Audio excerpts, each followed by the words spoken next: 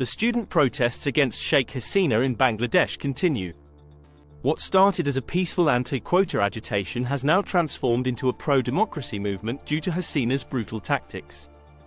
The Supreme Court removed the 30% fake freedom fighter quota, but the issue now is how, in a so-called democratic country, Hasina's government can allow police and army to shoot at student protesters, use helicopters to kill students, kidnap organizers, and torture them.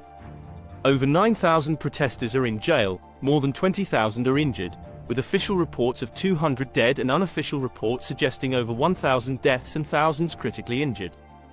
Hasina is not taking responsibility for this mess and is instead blaming others. Police are stationed at every corner in many cities in Bangladesh, and at night, helicopter sounds are heard followed by police raids on students' homes. If a political message, video, or VPN is found on someone's phone, they are immediately arrested. Despite arrests and police torture, students vow to continue the movement until their 9-point demands are met. Why are the students so furious even after the Supreme Court removed the 30% freedom fighter quota? Will Sheikh Hasina ever apologize?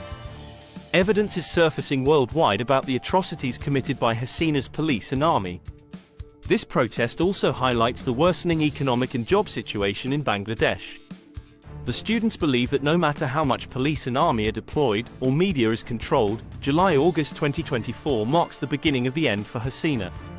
According to Bangladesh's Home Minister, around 150 people have died due to the protests and crackdown.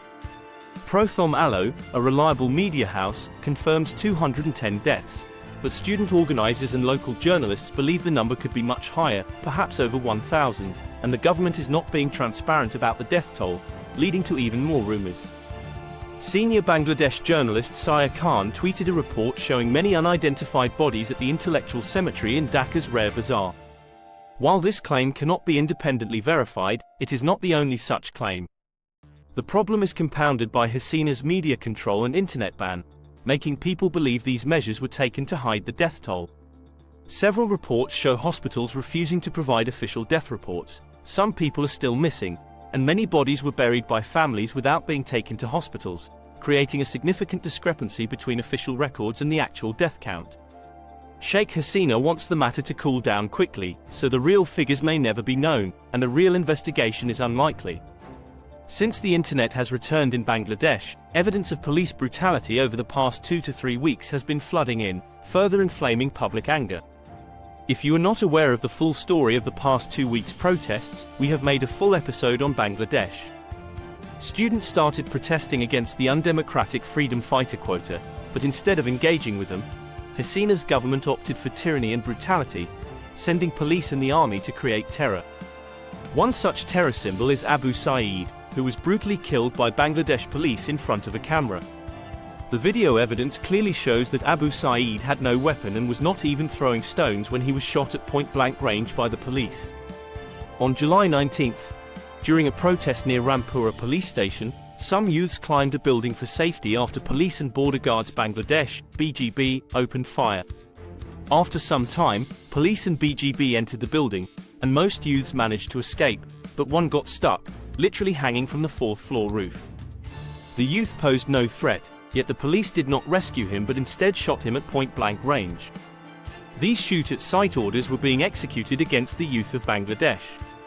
An activist told Al Jazeera that snipers were firing from helicopters inside universities. Imagine helicopters from your own government shooting inside universities at their citizens. Video evidence of helicopter shootings is also emerging. It is said that during curfew, shoot-at-sight orders were given, and even children peeking from their balconies were not spared, with reports of 16 children killed. These were not protesters but innocent children. The sad part is that not only the police but also the Border Guard Bangladesh, BGB, and the Bangladesh Army were involved in this massacre.